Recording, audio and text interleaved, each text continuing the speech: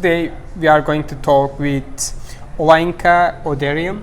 Yes. And she is cybersecurity expert, and she is helping blockchain companies about cybersecurity also, and she will give some advice us about how to be more secure minded in this space when we are involving in investment or ICOs or other blockchain startups. When we are building our companies, what we need to be careful about. We will talk about in detail about this. So first, let's start with you first, and can you please talk a little bit yourself and what you are doing, what's your experience, and how you involved in blockchain? Okay. I come from 16 plus years background in compliance in the financial industry, and about a few years ago the SEC actually put out a guideline that stated that chief compliance officers, which is the role that I currently serve, need to be aware of cybersecurity threats and need to understand the policies and procedures. Given that I work with IT on a daily basis, Yes. It was an area that I felt strongly about, and so I decided to go back to school and get my master's in cybersecurity policy and management. And then you're involved in crypto also. I'm involved in crypto. Crypto is actually fairly new. I guess you would call me a newbie. Like because everyone. It's been a year. Like everyone else, actually. I had a friend, Sensen Williams, who actually introduced me to Bitcoin. Yeah. And at that time, it was around 400. It was during late spring, Yeah. early summer.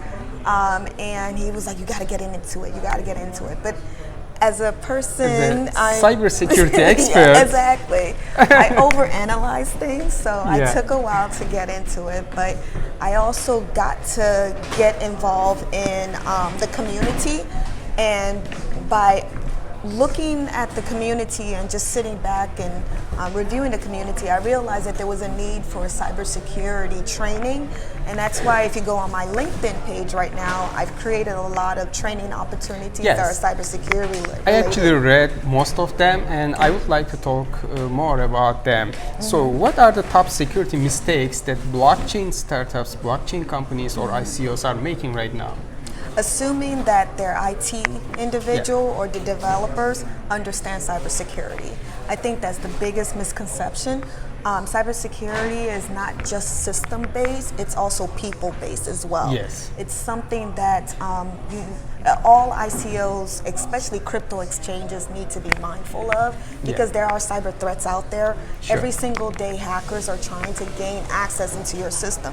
The reason why, there's monetary value. There's something to be gained from it, especially if you're an ICO and you're collecting people's personal identifiable information, and you're also collecting money. So you know? for the company or ICO side or exchange side, having just an IT guys over there doesn't mean that you have a secure system. You Yes. should have a cybersecurity You should. expert or someone directly involving in these issues. And for the other side, for the consumer side, as an investor to the ICOs or going for exchange, what are the top advices that you can give to investors, to consumers? To consumers, I would say understand that your wallet is very important.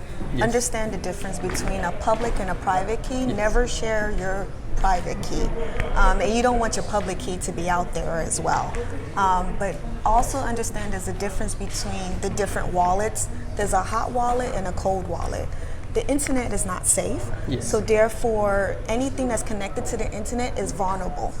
And so when you're thinking about your wallet, understand that you want something that's disconnected from the internet, like a cold wallet, Yes. cold storage, like a ledger, and all the other devices that you can purchase that you can just connect to your computer, not necessarily directed. Sure. Connected to What the about the internet. phishing attacks? The phishing, yes. Social engineering is a big issue. It's gaining a lot of popularities amongst hackers. It's a way for you to elicit the other person to react a certain way. Yes. And the way that they do it is through phishing. Phishing is basically creating an email and trying to generate your action to click on that email. I can go through your social media platform and see that you might be interested in certain things, yes. and then pretend to be that individual, send you an email. Yes. The email looks legit because I've been able to purchase the email address or the web link. Yeah. But unbeknownst to you, I've embedded certain malwares or threat vectors into that. Yes. And so when you click it, you're basically exposing yourself to whatever action that I want to take on my end. How can we get the security mindset in this crypto space? Awareness. Yeah. Awareness. People like me coming out and being involved in the different conferences yes. is very important. Reading as much as you can about cybersecurity is very important. Knowing that there are crypto exchanges out there that on a daily basis they get breached, yes. as well as just being mindful of the different type of vulnerabilities and the risks that are out there, and connecting with someone like myself. Sure, it's great. Yeah, this is the best advice actually. You just need to go and read the old stories that she has written on her LinkedIn page. Yes. So you are also community manager for Women in Blockchain International Group and also Black Women in Blockchain Council. And what do you think about what are the main challenges for women in blockchain, and also how can we beat these challenges? Well, the main challenges is that this space is built off of a technology. So we're yes. coming from a tech mindset. Yeah. And so the tech industry has a disproportionate number of male to female. And what we don't want to do is continue that. We want to try to be inclusive and diverse. Yes. We're learning now that in order to create different projects, we need to have different hands involved, sure. different mindset, people from different background. If you're really trying to create a global change, everyone needs to be involved in this. Like we are talking about blockchain, cryptocurrency, and decentralization. Decentralization, yeah. But we are still a little bit, not a little bit actually, so much back for this, like only 5 or 7% of the cryptocurrency enthusiasts are women actually. Like how can we make these numbers bigger? Oh, we could definitely make the numbers bigger. I'm actually not coming from now, the present, that we're yes. 5%. I'm coming for the future. Sure. I'm trying to create that future, and I think yeah. all of us are trying to create that future. Sure. So my future sees a 50-50, involvement in both male and female. And that's what I'm here and, trying to do.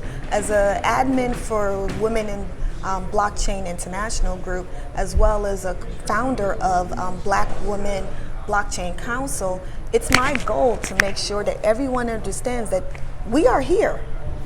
There is no more, they're not there, yes. we don't see them. No, we are here. If yes, you need exactly. people, connect with me, because I'm willing and I'm able to, introduce you. I'm a connector. Sure. I will connect you with people. I really appreciate what you are doing in this Thank space, you. and I believe it will help a lot for blockchain and crypto and decentralization going mainstream with your efforts, with all the women's efforts.